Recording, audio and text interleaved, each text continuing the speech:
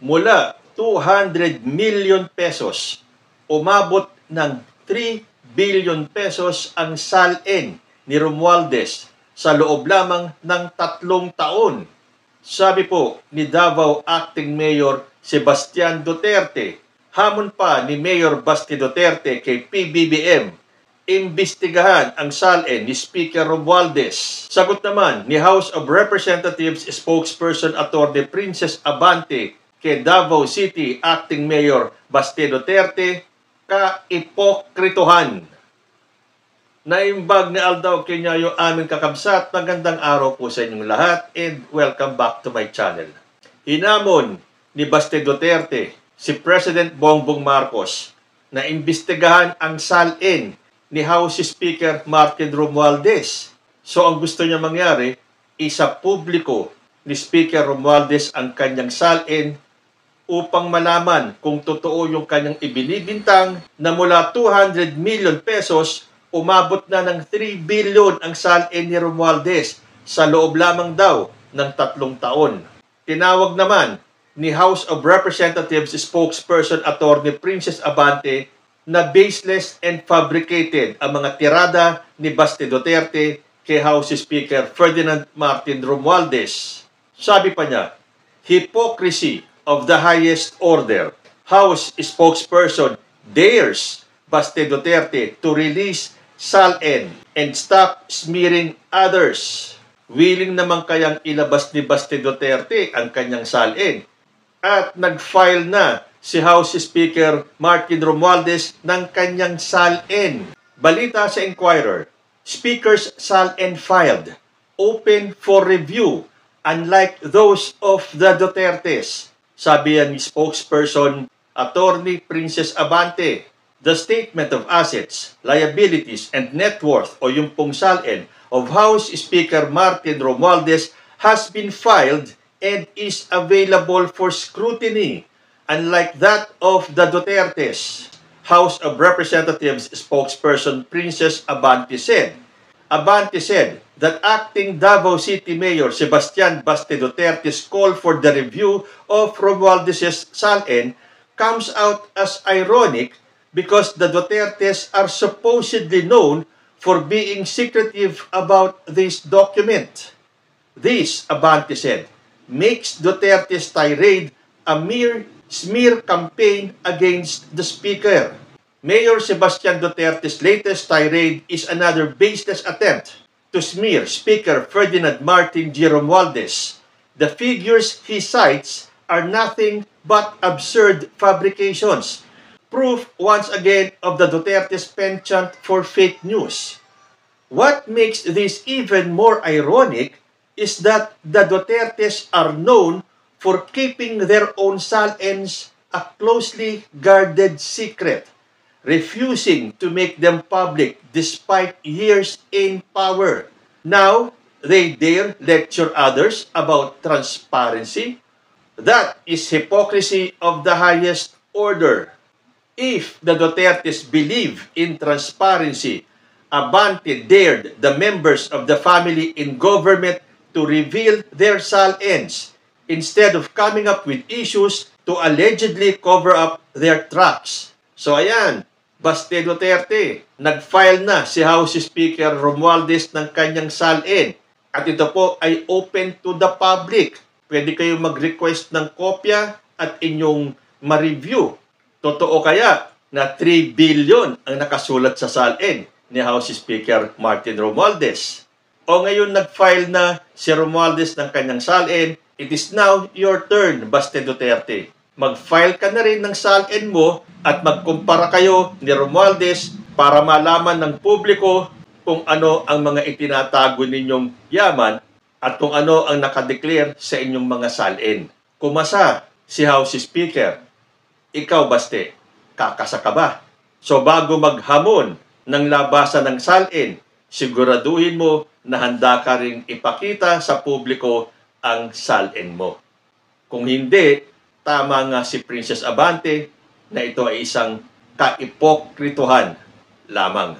Bago tayo magpatuloy sa ating mga issues, shout out muna ako kay Joe King at Everlasting Gapan. at kay Manuel Uy ng Houston, Texas. So salamat sa inyo sa patuloy ninyong pagsubaybay sa aking channel. Sa ibang balita naman, sabi ni COMELEC Chairman Garcia, 3 of 15 contractors listed by Marcos contributed to 2022 BETS campaigns. So patuloy na naglalabasan ang baho dito sa anomalya ng flood control projects. At kung sinabi ni Mr. Garcia na 3 sa 15 contractors ay nag-contribute sa kampanya ng ilan sa mga tumakbo noong 2022 elections, ano na po ang susunod? Yan po ang gustong pakita ng taong bayan. Hindi lang puro paglabas ng information. Ang kailangan po natin makita kung kayo ay totoo sa inyong trabaho. Ngayon sinabi mo na mayroong 3 sa 15 contractors ang nag-donate sa kampanya ng ilan nating mga tumakbo noong 2022 elections. Hindi ba dapat kasuhan ang mga ito? Lalo na kung kayo ay may matibay na ebidensya. Ang hinihintay po ng taong bayan ay aksyon. Ipakita nyo po kay President Bongbong Marcos at sa taong bayan, Mr. Garcia, that you mean business at hindi puro lip service lang. So aantabayanan po natin kung sino ang mga kakasuhan ni Mr. Garcia para malaman din natin. Although alam na po natin because it is all over social media kung sino-sino ang mga tumanggap ng donasyon. Ang hihintayin na lang natin ay kung sino ang makakasuhan. Meron lang po tayong gustong linawin. Dahil naging usap-usapan ang pahayag ni Singer at dating opisyal ng gobyerno na si Jimmy Bondoc na ang pagnanakaw ng pondo para sa flood control projects ay maituturing na crime against humanity dahil sa pinsalang idinudulot ito sa mga mamamayan. Sabi kasi ni Jimmy Bondoc, ang pagnakaw ng flood control funds ay crime against humanity. Saklaw yan ng ICC. Well, abogado po si Jimmy Bondoc, kaya dapat ba siyang paniwalaan? Batay sa Rome Statute ng International Criminal Court, malinaw na sakop lamang ng crimes against humanity ang malawakan o sistematikong pag-atake laban sa mga sibilyan, kabilang ang pagpatay, torture, sapilitang pagkawala, deportation, panggagahasa, at iba pang malulubhang paglabag sa karapatang pantao. Samantala, ang korupsyon o paglustay ng pondo gaya ng sa mga flood control project ay hindi sakop ng ICC. Ito ay nililitis sa ilalim ng pambansang batas gaya ng Anti-Graft and Corrupt Practices Act at Plunder Law na dinidinig ng mga lokal na korte gaya ng Sandigan Bayan. Gayunpaman, kung gagawing basehan ang pananaw ni Bondoc na ang maling paggamit ng flood control funds ay crimes against humanity, mas lalong si dating Pangulong Rodrigo Duterte ang posibleng maipit. Tinatayang 13,917 flood control projects na ipinatupad nung kanyang administrasyon ang hindi ramdam ng mga Pilipino dahil sa umano'y katiwalian at kapalpakan. Sa ilalim ng complementary principle ng ICC, pumapasok lamang ang korte kung hindi gumagana ang sistemang legal ng isang bansa o kaya hindi kumikilos ang pamahalaan upang papanagutin ang mga sangkot, bagay na hindi nagawa noong nakaraang administrasyon. Dahil dito, kung pagbabasihan ang interpretasyon ni Bondoc, hindi niya maaaring ipanagot si Pangulong Ferdinand R. Marcos Jr. sa ICC sapagkat kumilos na ang kasalukuyang administrasyon upang magsagawa ng investigasyon kabilang na ang plano na magtatag ng Independent Commission on Flood Control Projects. Subalit sa realidad, hindi basta makakapasok ang ICC sa bansa. Mismong si dating Pangulong Duterte ang nagpahinto ng pagiging miyembro ng Pilipinas sa ICC noong 2019 matapos simulan ang investigasyon kaugnay ng war on drugs. Dahil dito, halos walang patutunguhan ang pananaw ni Bondoc sapagkat putol na ang formal na ugnayan ng bansa sa korte. Unless hindi alam ni Jimmy Bondoc na tayo ay wala na sa ICC, FYI po sa kanya ito. So subukan kaya ni Jimmy Bondoc na mag-file ng reklamo sa ICC. Pansinin naman kaya siya? Hindi na tayo miyembro ng ICC at sinabi nga na hindi po sakop ng ICC ang plunder o itong mga pagnakaw ng flood control funds. So kung ano man itong gustong palabasin ni Jimmy Bondoc, wala pong patutunguhan ang pananaw ni Bondoc. Then mukhang ini-insinuate ni Bondoc na may pananagutan si President Bongbong Marcos dito. Well, try again next time. Sunod na balita po natin. Motibo ni Amy sa pagharang kay Remulla, kinwestiyon ng palasyo. Palaisipan sa Malacanang ang motibo ni Senator Amy Marcos sa kanyang pahayag na haharangin niya sakaling ma-appoint si Justice Secretary Jesus Crispin Remulla bilang ombudsman dahil sa paniwalang kasama ito sa plano para maipakulong si Vice President Sara Duterte bago dumating ang 2028 elections. Ayon kay Palace Press Officer Attorney Claire Castro, hindi malinaw kung ang motibo ng senadora sa pagharang kay Remulla ay para protektahan ang kanyang kaibigan o maibigay ang hustisya para sa taong bayan. Ay, kailangan pa ba naman tanungin yan? Ang siguradong sagot dyan ay para protektahan ang kanyang kaibigan na si Sara Duterte. Wala po silang pakialam na maibigay ang hustisya para sa taong bayan. Yun nga lang ginawa nilang pagharang sa impeachment case ni Sara Duterte. Yan po ay hindi para sa bayan. Para po yan sa mga Duterte. So obviously, itong ginagawa ni Amy Marcos na haharangin daw niya kung sakaling si Remulla ang maupong ombudsman, halata naman po natin yan. Para po kay Sara Duterte. Para kay pang naging mag-best friend sila. Tuloy ko, tila ang nais-an niya ni Senator Marcos na ang magiging ombudsman ay hindi kikilos at hindi magsasampa ng kaso sa mga dapat kasuhan. Tanong ni Castro, ano ba ang hinaharang dito ni Senator Amy? Ang maitatalagang ombudsman na dapat ay hindi kantiin ang mga kaibigan? Pero nangako naman po si Jesus Crispin Remulla na hindi gagamitin ang pagiging ombudsman sa politika.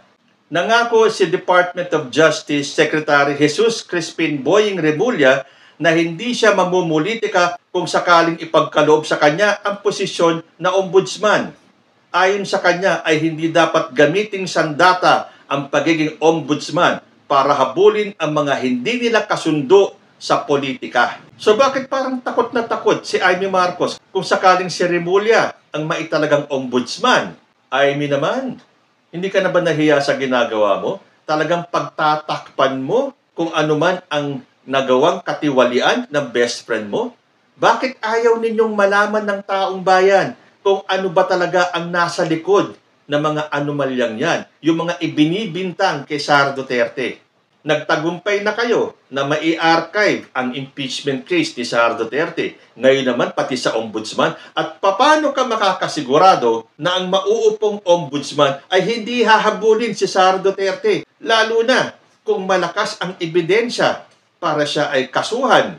Dahil ang takot ni Amy Marcos ay kung sakaling makasuhan si Sara Duterte, malamang ang ikaso sa kanya ay plunder. At ang plunder ay walang bail at ang imprisonment hanggang 2028. So magtatagumpay nga naman daw ang mga kalaban ni Sara na siya ay huwag patakbuhin sa 2028. Pero sa tingin ng mas nakararaming tao, hindi po yan ang usapin dito. Ang contention dito, bakit pinagpipilitan ninyong takpan ang mga nagawa ni Sara Duterte? Kung walang itinatago, hindi kayo dapat matakot. Si Amy Marcos takot na takot Pero alam nyo, meron po akong duda. Sa opinion ko lang hindi ba nagsampa ng kaso si Amy Marcos sa ombudsman laban sa ilang personalidad ng gobyerno kasama na si Remulla? Hindi kaya dahil natunugan na ni Amy Marcos noon pa man, dahil alam natin na magtatapos na ang termino nung nakaupong ombudsman. At alam naman natin sa circle dyan sa gobyerno, nagkakaalaman sila. Hindi kaya nalaman na ni Amy Marcos na mag-a-apply si Remulla bilang ombudsman. Kaya ang ginawa niya, nag-file na siya ng reklamo sa ombudsman para mapigilan tumakbo o mag-apply si Remulla bilang ombudsman. Ngayong kasama si Remulla sa shortlist ng pagpipilian bilang ombudsman. Nataranta si Amy Marcos. Kailangan niyang isave ang kanyang best friend. Kung hindi, lagot, makakasuhan, at posible pang makulong ang kanyang best friend. Hindi maaari yan. Kaya gagawin niya ang lahat para harangin ang pagkakatalaga kay Remulla bilang ombudsman. Talagang ang kampo ng mga Duterte, kasama na si Amy Duterte, nanginginig na sa takot. Dahil akala nila, ligtas na si Sara Duterte nung na-archive yung kanyang impeachment case. Hindi po, marami pa pong susunod. At kung magtagumpay man si Amy Marcos na harangin lahat ng kaso ni Sara Duterte sa Pilipinas, andyan pa po ang ICC. Nako, ang dami pang laban na haharapin si Amy Marcos para lang sa kanyang makikipagkaibigan kay Sara Duterte. Magtagumpay naman kaya ang maitim na balak ni Amy Marcos na harangin ang pagiging ombudsman ni Remulla. Kayo po, ano ang masasabi niyo sa mga topics natin for today? Comment lang po down below and I will see you in my next video. Diyos ti Agnina.